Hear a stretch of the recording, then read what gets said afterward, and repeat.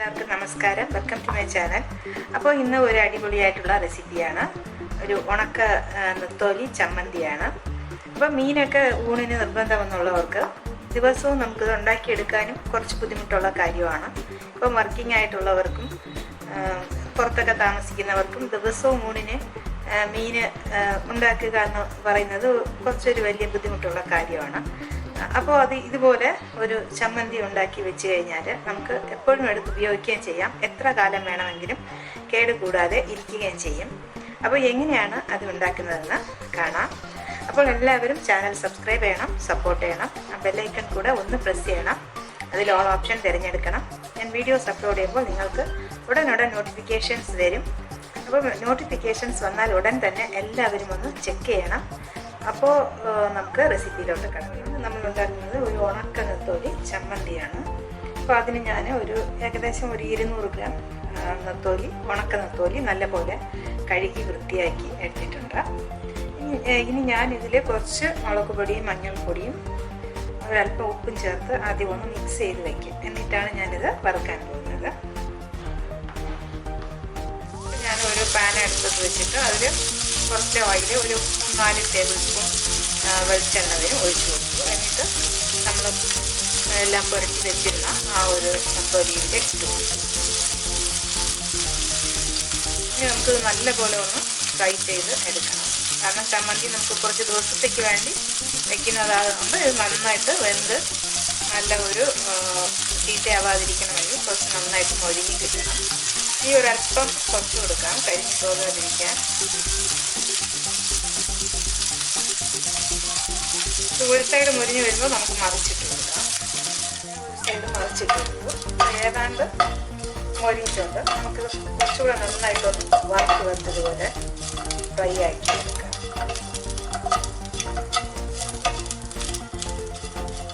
എല്ലാ സ്ഥലത്തും ഒരുപോലെ നല്ലപോലെ മൊരിഞ്ഞ് കിട്ടണം.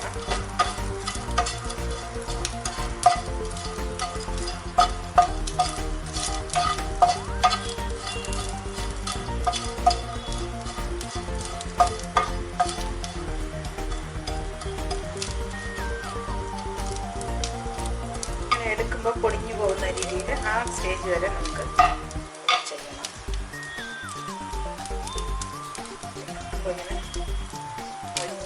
പൊടിഞ്ഞു പോകണം, പക്ഷെ കരിഞ്ഞു പോകാതെ നമ്മൾ ശ്രദ്ധിച്ച് എടുക്കണം.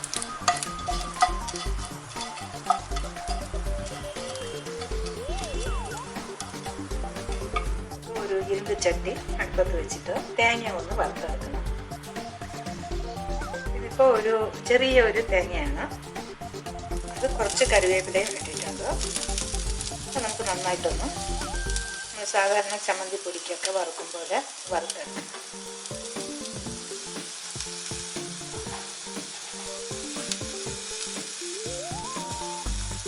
ഒരു 5-6 ചെറിയ ഉള്ളി ഇതുപോലെ അരിഞ്ഞെടുത്തുകൊണ്ട് ഇട്ട് കൊടുക്കാം.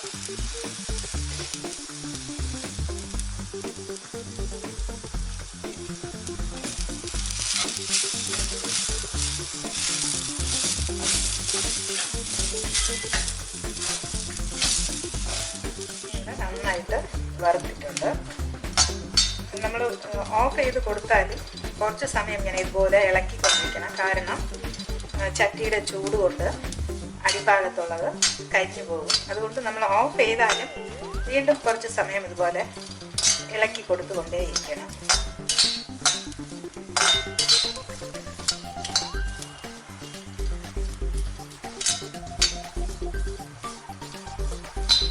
ചൂട് ഒന്ന് മാറുന്നതിന് മുമ്പ് നമുക്ക് മുളക് പൊടിയൊക്കെ കൂടെ ചേർക്കും. ഇനി നമുക്ക് ആവശ്യത്തിനുള്ള മുളക് പൊടി, മല്ലിപ്പൊടിയൊക്കെ ചേർത്ത് കൊടുക്കാം. ഒരു 2 ടീസ്പൂൺ.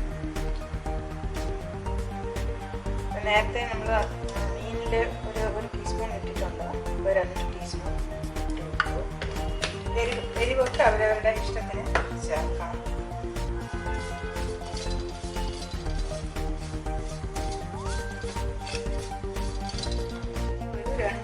മല്ലിപ്പൊടി കൂടെ ചേർത്ത് കൊടുക്കാം.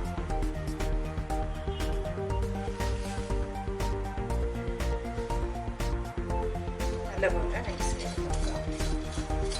ഇപ്പോൾ തേങ്ങയ്ക്ക് നല്ല ചൂടുണ്ട്, അതുകൊണ്ടാണ് ഞാൻ ഇനി പ്രത്യേകിച്ച് വറുക്കണ്ട, കരിഞ്ഞു പോകും. തീ വേണ്ട, പാത്രത്തിൻ്റെ ചൂട് മതി. ഇനി ഇത് തണുത്തതിന് ശേഷം നമുക്ക് പൊടിച്ചെടുക്കാം. തേങ്ങ വറുത്തെടുത്തു. ആദ്യം ഉണക്കനത്തോലിയും അതും നമ്മൾ വറുത്തെടുത്തു. എല്ലാം ചൂടൊക്കെ പോയി. ഇനി നമുക്ക് പുളി കൂടെ ചേർത്ത് കൊടുക്കണം. ഒരു ചെറിയൊരു നാരങ്ങയുടെ വലിപ്പത്തിലുള്ള പുളി, കുരുവൊന്നുമില്ലാതെ ഇതുപോലെ ചെറിയ ചെറിയ പീസുകളാക്കി ഇട്ട് കൊടുക്കണം. അതിൻ്റെ നാര് ഒന്നുമില്ലാതെ നമുക്ക് ചെറിയ പീസുകളാക്കി ഇട്ട് കൊടുക്കണം.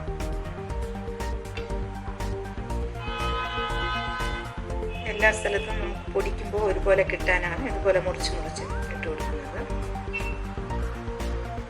ചില പുളിയിൽ അതുപോലെ കുരു കാണും, നാരുകൾ കാണും. അതൊക്കെ എടുത്ത് മാറ്റിയതിന് ശേഷം നമുക്ക് ഇട്ട് കൊടുക്കാം.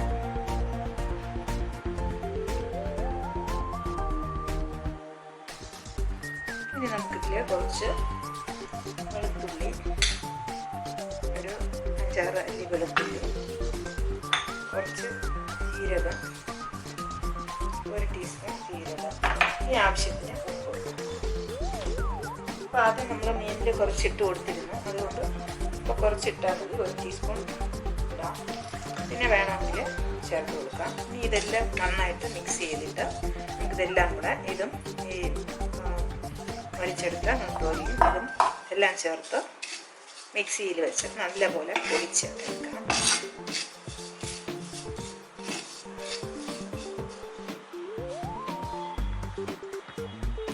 എല്ലാം പൊടിച്ച് നന്നായിട്ട് എടുത്തു. കുറച്ച് ഉപ്പിൻ്റെ കുറവുണ്ടായിരുന്നു, അതും കൂടെ ചേർത്ത് കൊടുത്തു. പുളിയൊക്കെ പാകത്തിനുണ്ട്, അപ്പോൾ ഉപ്പ് ഒരല്പം കുറവായിരുന്നു, അതും കൂടെ ചേർത്ത് കൊടുത്തു. അപ്പോൾ നന്നായിട്ട് പൊടിച്ച് എടുത്തിട്ടുണ്ട്. അപ്പോൾ ഇനി ഇത് നമ്മൾ കുറച്ച് സമയം കഴിഞ്ഞ് നല്ലപോലെ അതിൻ്റെ ചൂട്, മിക്സി പൊടിക്കുമ്പോൾ ഒരു ചെറിയ ചൂട് കാണും, അതൊക്കെ പോയതിന് ശേഷം നല്ല ഡ്രൈ ആയിട്ടുള്ള കണ്ണാടി ബോട്ടിലിൽ ഇട്ട് സൂക്ഷിക്കാം. എത്ര കാലം വേണമെങ്കിലും കേടുകൂടാതെ ഇരിക്കും. അപ്പോൾ വീണ്ടും കാണാം നല്ല റെസിപ്പികളുമായി. Till then bye by.